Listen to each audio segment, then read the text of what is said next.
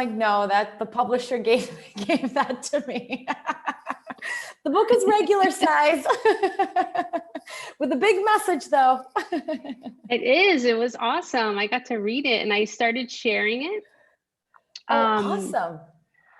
Yeah. So I started sharing it. So some of the people here have been able to start reading it. So I'm hoping they'll have some questions for you too.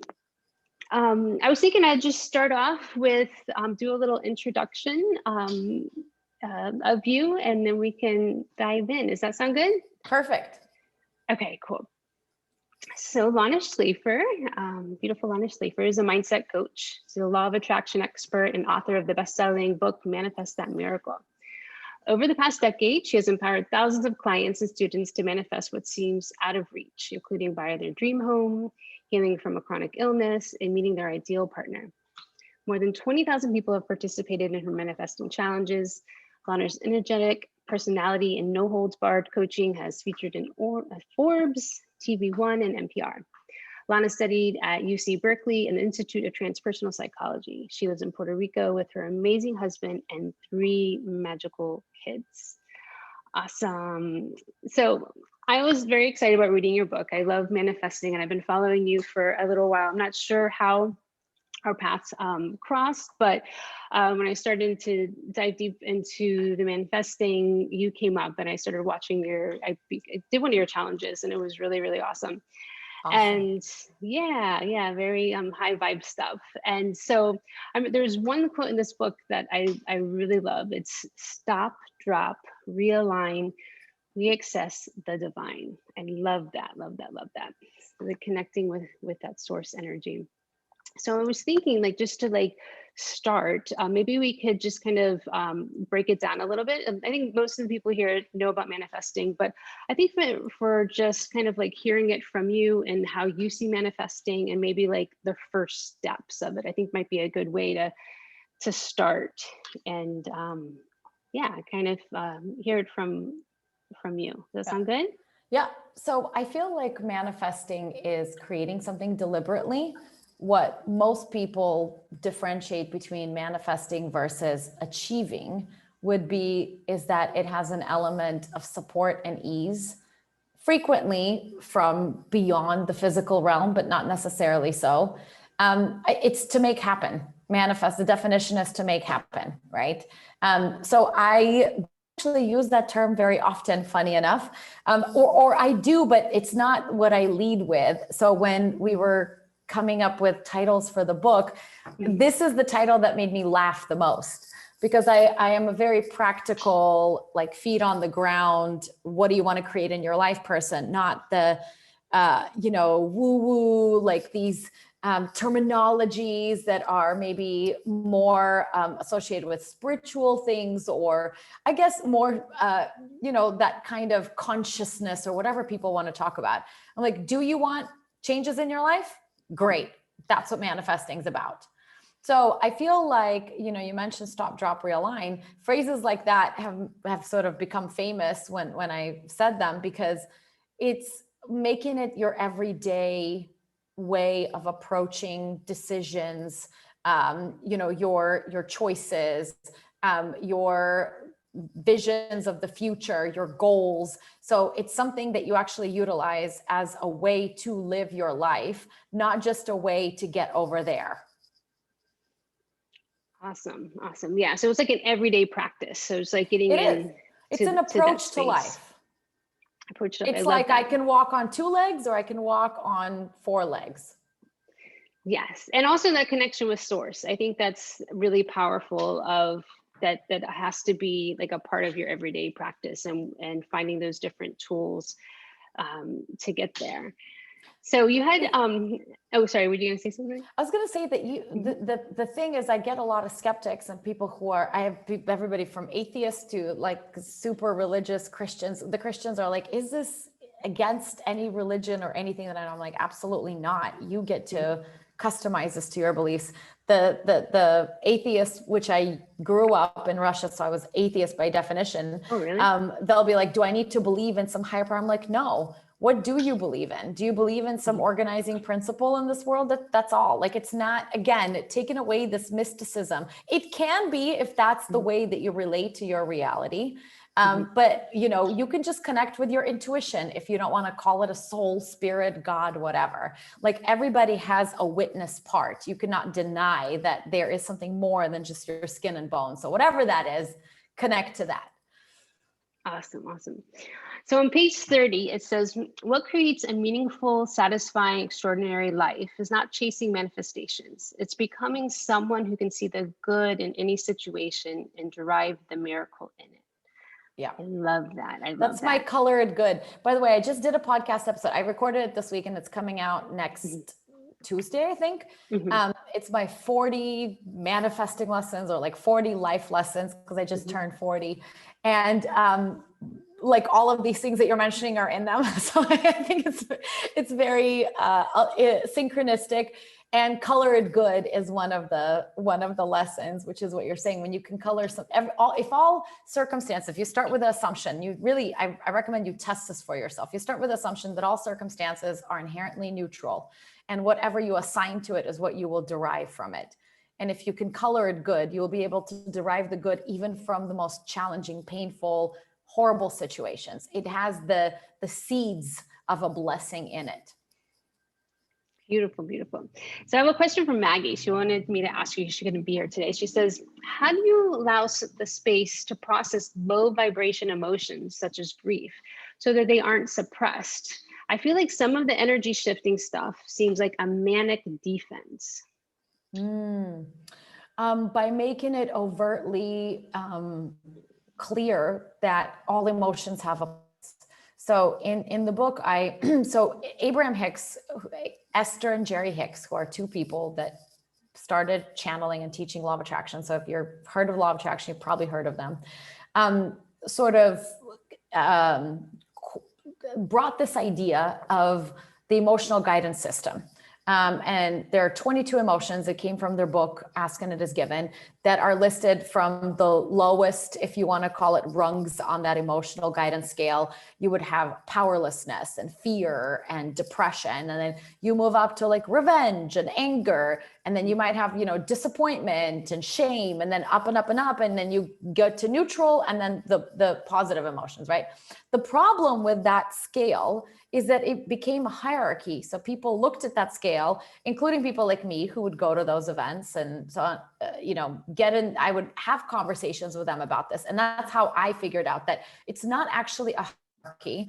It's more like a variety of experiences. You just can't jump from one end to the other. So I've redefined it in my book as a keyboard, as an emotional keyboard. So you have the lower notes and you have the higher notes, and it will not sound great if you jump from the lower notes all the way to the higher notes without playing some in between. And so if you acknowledge that all the notes are valuable, that it's very annoying when somebody just stays on the high notes and this is how people who do spiritual bypassing and tout positivity, when they are not authentically, nobody can authentically stay one note anyway. But staying on those notes, it's not grounded in the rest of the human experiences in their life. Now, when you take away the charge of the negative emotions as being bad or unnecessary, or when you develop the capacity, which is I end up doing in my programs, is to help people develop the capacity to feel safe, feeling unsafe. Because if you can say feeling unsafe, you're home free. Any challenge feels like an opportunity. Anything that doesn't go your way creates an opening. You're no longer hostage to things needing to be a certain way so you can avoid all these emotions. I see you and I feel you there. You want to move it. So you want to create the room and you want to honor it and say, well, I feel grief, I feel sadness. The thing to remember about emotions is that nothing can be triggered that wasn't there already. So it's not like this person, this situation, this experience brought it and installed it into you. They just pushed a button and ran that program, but the program was already there. So one of the reframes that I found very useful and, we practice in my programs is to actually be grateful that this person pointed out that this program was in you, because it's been running in your subconscious.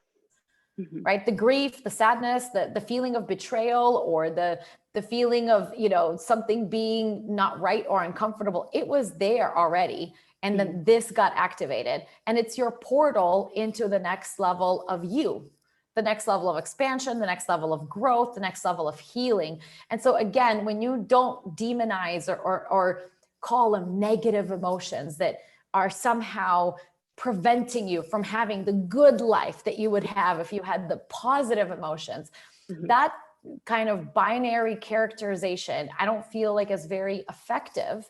And if you know that all of these emotions can be used as fuel for growth and for manifesting, then whatever is happening, you could color it good and receive the good in it. Most definitely. What I like to do, and I'll just share this, there's a lot of other art therapists on here, is I like to put that chart, the emotional scale, on a board, because I work with a lot of students in school. So I'd like them to see the emotion. I'm a visual person, they're a visual person, and I'm like, well, pick where you're at. And it could be that lower vibrating emotion. And I was like, okay, well, our goal today is just get one up.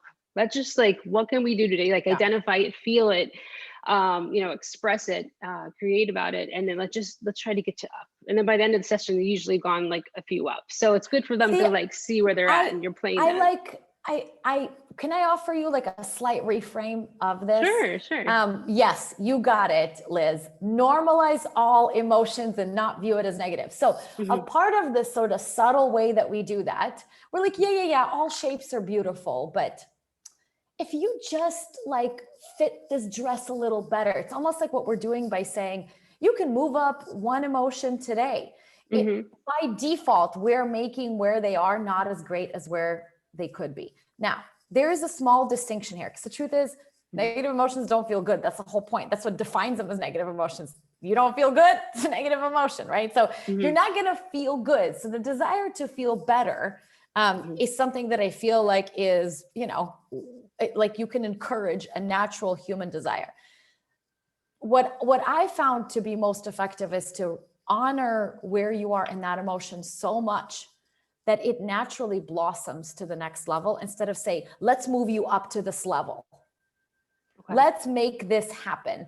Michael Beckwith has a saying, it's not your work to make it happen, it's your work to make it welcome.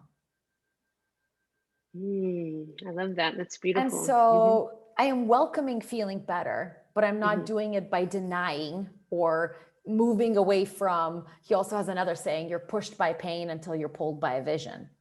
Pushed by pain part of approaching part of the paradigm would be, these emotions are painful, uncomfortable. We don't want to stay in them too long. Let's move closer to these other emotions that are better.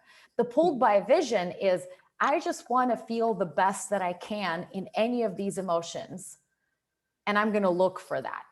And sometimes it's total release. Sometimes it's going deeper into something. Sometimes it's shifting something. Like, it depends on the context, but it's the approach that you are changing, right? Not necessarily what you do, which I think is huge for, something with, in my book, I talk about art therapy would fall under creative expression, visioning, because it's so powerful, because it can bypass your rational brain in many ways, right? And like your sort of habitual defenses or patterns. And it is amazing to watch, like if you watch a kid, right? They're not going to stay in any emotion for long. They could be hysterical because their ice cream fell down, and 2 seconds later laughing because a ball rolled over, and 3 seconds later curious about something. Like, no emotion stays forever. So I feel like as you were kind of offering this opportunity to someone you're working with, the way that I think about it is, I'm offering them an experience to get more comfortable feeling any emotion, and then be curious about where this is taking them, like receive the gift in it. And that naturally will move them out of that emotion. But it's not that we're trying to move out of it because it's not where we want to be. It's like, if I'm going from, the beach over here, in my little city in Palmas del Mar to San Juan, it's not that I'm trying to run away from the ocean over here and go to the ocean over there. I'm just like, oh, this beach is so beautiful. I'd like to see a variety of beaches. Where will this take me next? Francis asked if you could repeat the first Michael Beckwith quote about making it It's, welcome. yeah, what chapter is it? It's a quote. I don't even remember which chapter. It's no, not that one. It's not my work to make it happen, or it's not your work to make it happen. It's your work to make it welcome. It's somewhere in my book. I can't remember now. If I could point it out, I would tell you. That you said it, but actually it goes into my next question, because I think this is where I'm such a doer, and I've always recognized that within myself, that's like that masculine energy, and then of like teaching your clients about how to just be and just allowing. And I think that's see, this is another really interesting topic, right? Now, you guys can take everything I say with a grain of salt, because I'm a little bit of a rascal and like a fire starter and a shit starter. I like a challenging conversations, in case you haven't gotten that so far. But it's all in spirit of like learning and growing, right? So I could be categorized as more of a doer and a type A personality. Like there's all these, labels are for food, not for people. But so first of all, that's another saying Michael Beckwith is don't shrink someone's playground, don't shrink your own playground by putting all of these boxes. You then limit your own growth by saying, I'm more like this, or I'm like that, right? But what I've had to reframe is I have a very intense, like I feel intensely, I have a very active and fast moving mind, and I'm an action taker. So all of those things describe a type A personality. And so when I would try to be allowing and learn how to be, and I spent years, meditating. I mean, I still do, but it was very like much of the way that I thought that, because I taught yoga for many years. And so I wanted to arrive at this level of enlightenment and peace and harmony. And from the point where I was, it seemed to me that I had to do less and learn how to be more. But what I realized is that being is doing too. If you can learn to be in a way that feels more spacious to you, no matter what you're doing, then you don't need to, I mean, you can't be without doing is what I'm saying.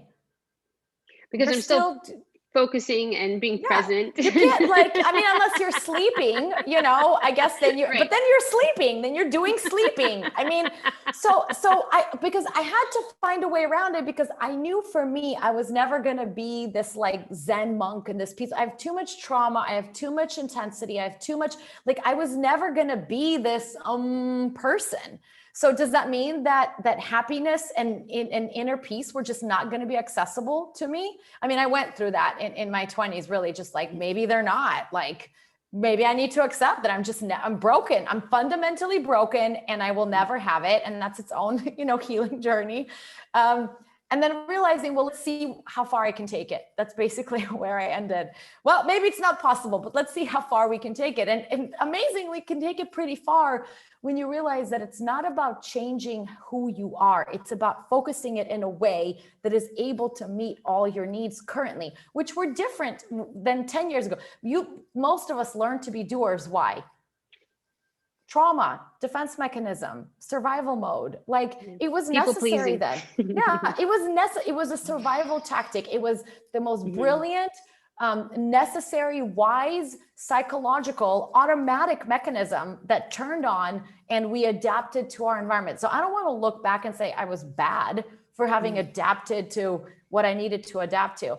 But now I can learn new ways of being that aren't detrimental, that are win-win, not win-lose. Okay, thank you. So I'm kind of curious, what do you feel like is your coolest manifestation from one of your clients? What would you say that you're so proud of them because this happened for them? Like they learned these tools from you and they had this experience. I feel like you need to narrow in like what area of life, or, it's like, I guess it depends. There's a bunch of health miracles those are always amazing because they're quite specific. Like you were sick and now you're not sick, right? And they come in the form of healings, or sometimes it's in the form of you just having full experience of life, even though this disability or detriment or chronic illness seem to have blocked you. I have my master coach is somebody who has Crohn's, and we started working together. It was very debilitating. She didn't think she could leave the house for more than an hour. She wasn't able to fully function. She would go to work, but she had this fear that she'd have to run to the toilet. It was really extreme case. She hasn't healed it, meaning it had gone into remission, but she has none of the concerns that she had before. She leads a full functioning, she's able to teach dance, and she thought she would never be able to go back to teaching that. So that's an amazing manifestation when I feel like health is really so fundamental to our well-being. The money ones are always the ones that people, I think, money is so closely associated with success and happiness in our society, even though it is not that closely correlated. But surprising amounts of money. I just had a client that before she met me for a year and a half was in a litigation with an employer. And of course, during the program is when it closed and she got multiple six-figure payout, right? So why did it happen in the 10 weeks in the program? Well, all of this alignment and mindset work, right? But the most rewarding for me always comes down to relationships. I had a client, this was years and years and years ago, and she came to me at the brink of a divorce, and she had actually started having an affair, and I don't know if her husband was or not. And so it was already they had 2 kids. And so it was more about how do I exit out the relationship. And through the work we did together, she actually was able to sort of own her part in all of this, do a lot of deep healing work, honor herself, and then open up to a healing journey with her partner. And so every time I see their entire family on Facebook, they'll post their annual pictures or whatever, and just seeing their kids, now their kids are teenagers basically. It just is so rewarding to me personally. Not that you need to stay together, but that she was able to find her happiness, and that this family is able to benefit from this work that we did years ago. I don't know, that's very rewarding for me, especially when it impacts the children. The children got to see the parents work through something like that. I just think that these are the things that shape the new generation. So how do you teach your own children? I have 2 children myself, 11 and 14-year-old kids. So how do you teach? So I know your kids are a little younger, right? Yeah, I have 10-year-old twins and a 4-year-old. Oh, wow. Okay. So how are you teaching them these techniques? I'm so curious. How do you incorporate in your day? You don't? Mostly I just live my life by example. I feel like that's my work. Okay. So, awesome. I mean, they see, they know, I remember one time, they know that I meditate, the vision, they'll pull some angel cards, we'll talk about something. But I remember a few years ago, my flight was delayed and I wasn't going to get home on time. And so I think they were probably 8, the twins. And so I was like, well, let's visualize, me hugging you. And also we did this whole visualization. And then right when I was at the airport doing this, they announced, oh my God, the flight will go on. It was 11:59 p.m. It was about to be canceled before midnight. And so I remember my son being like, oh my God, this works. So we find way, I live it. So they live it with me. But in terms of teaching, I don't do anything special. Intentional. It's just kind of infused. No, well, it's intentional, but it's not structured or ritualistic or, like I said, this is a lifestyle. This isn't like a practice for me. This is how I approach all of my life. So when there are opportunities, when there's conflict, when there are challenges, we will talk about what's theirs in it. How can they color it good? What's the opportunity, whatever it may be. But I find, I just find it's each individual kid will ask for what they need, and it's different for each kid. So I don't know how I'd even go about, creating my little manifesting school for them. We just live our life, and I'm not really a coddler. So that's something that I realized was important to me, that I think a lot of times people think, oh, she's just must be so positive all the time, or whatever people assume. I want them to see conflict and contrast. So my husband and I, early on in our relationship, decided we're not going to hide it from them. When we argue or whatever, we're not doing it behind closed doors. We want them to see conflict. We want them to see people upset, or I've cried in front of them. I just include them in everything that's happening with the additional, processing that it comes with, given my background in therapy, that I know that they might internalize it and personalize it. So often I will follow up with, this isn't about you guys. I know maybe we were talking about our schedule or whatever, so I will do some extra processing after. But besides that, they just get to see life. And I like to make jokes that they're just like everybody else. Okay, awesome.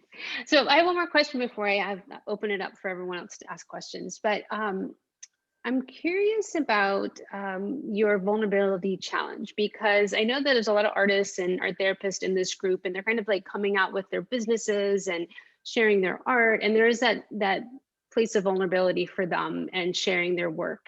And so you do a 30-day, you're in the process of doing a 30-day vulnerability challenge. And I wanted you to explain it to them, because they might not have seen it, but like your intention behind it and the process behind it, because I think it's really cool. I think it's really cool. So if you could share that with everyone, that would be nice.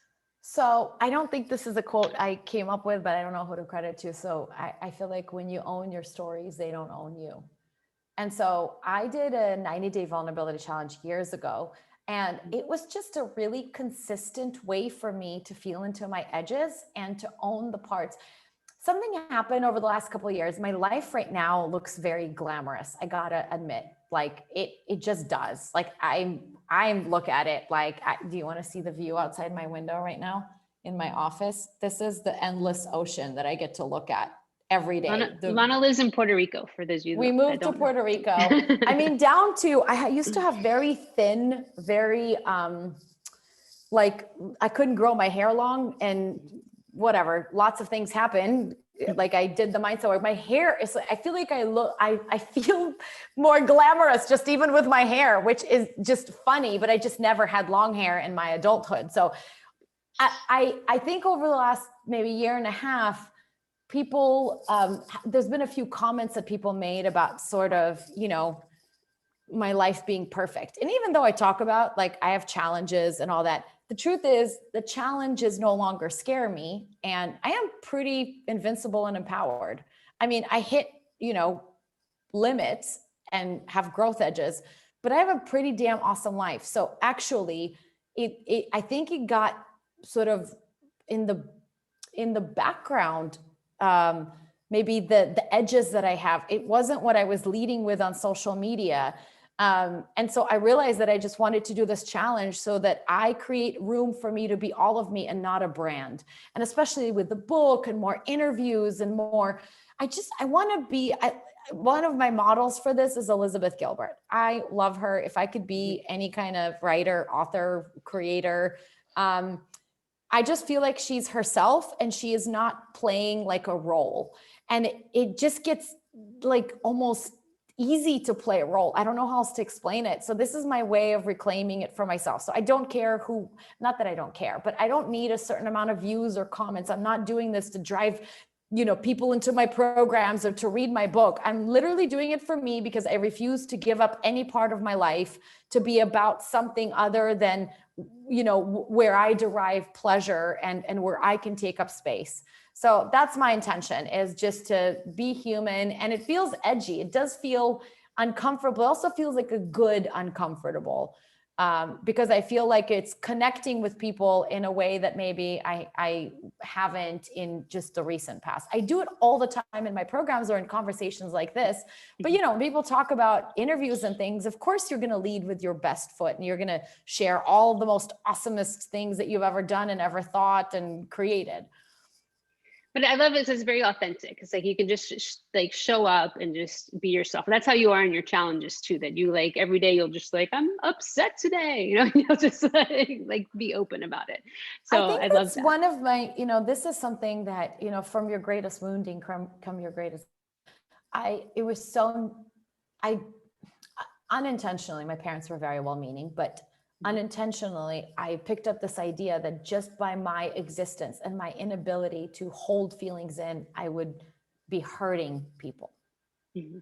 And so it became really important for me to express. It's kind of how I love myself, if that makes sense, because it wasn't allowed, it wasn't welcomed. And so this is really like a superpower that I've developed that other people are drawn to that stemmed from pain, that came from healing something that was very painful. And I think that a lot of us will create our greatest gains from pain. Our greatest power will come from the pain.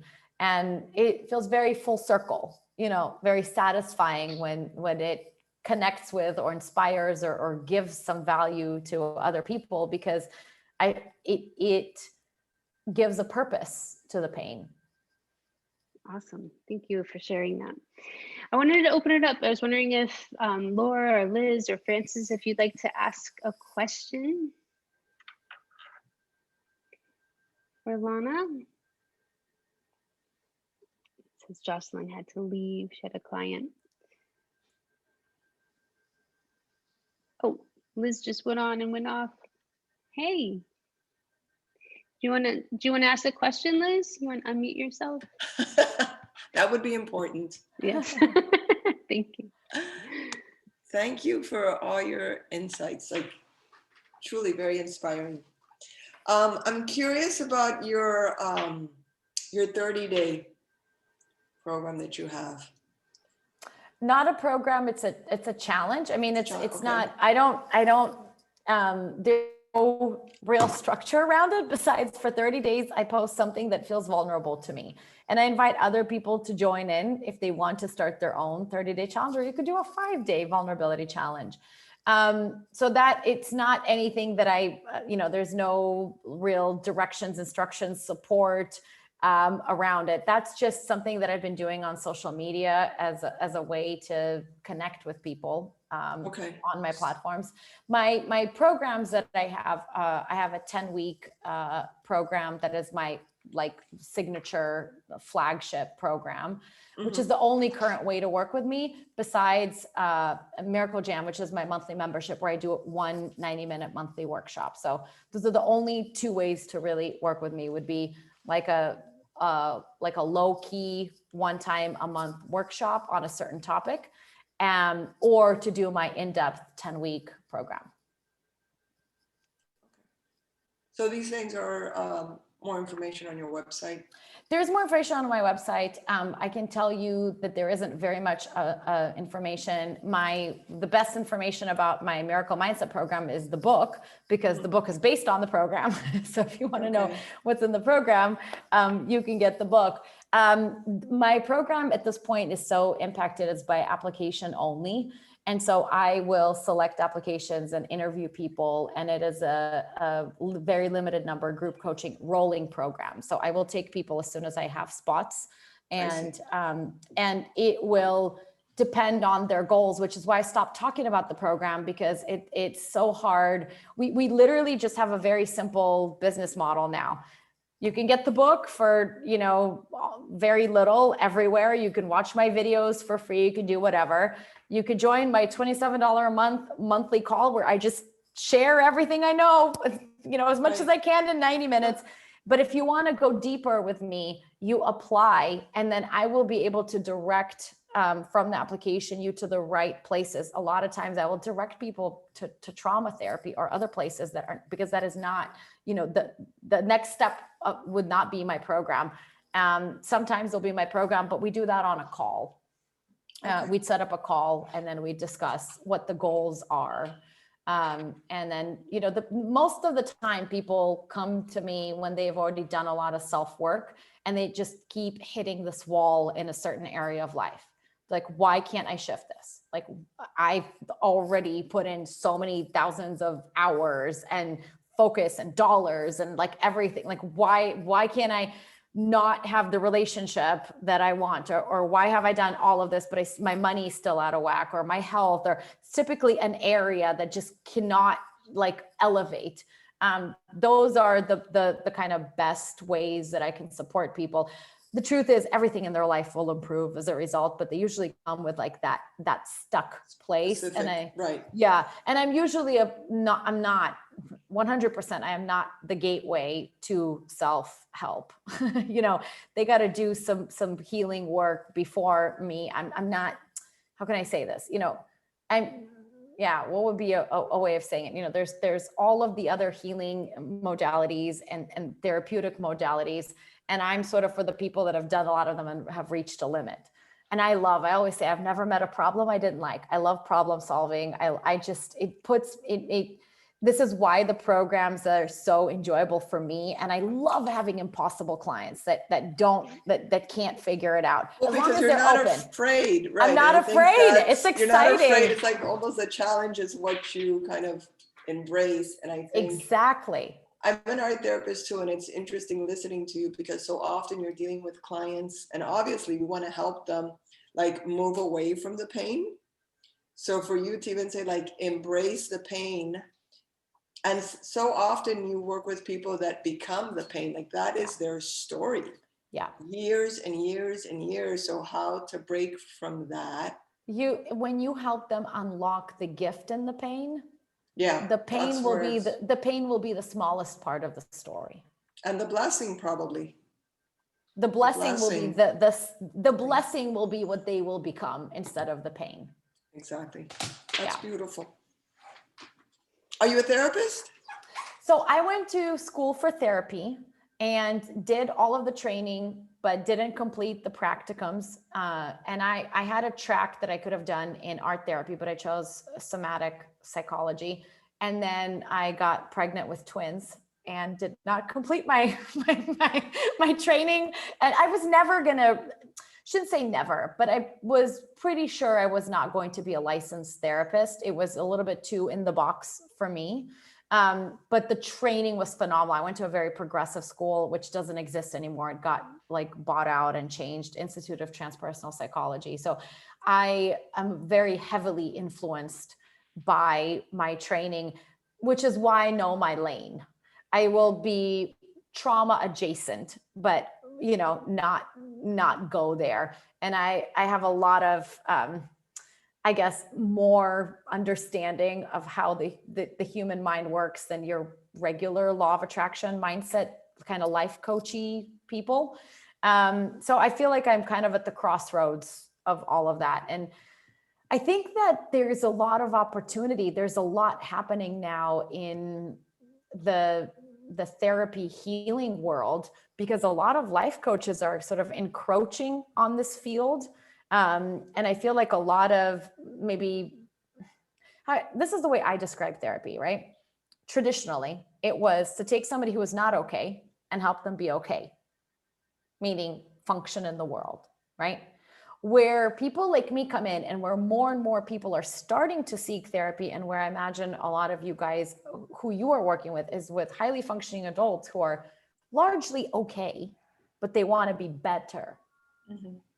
The bar got raised in the last 20, 30 years. The possibilities of nobody was reading self-help and thinking about, optimal life and human potential, 30 years ago. My parents didn't get that luxury. They were trying to put bills, put food on the table, pay their bills. Like we're really in this new sort of, on Maslow's hierarchy, we are really have elevated. It's a good place to be. And I think that a lot of traditional healing is going to start to move towards more of the working with people who are wanting a more optimal experience. I would even say extraordinary or miraculous experience.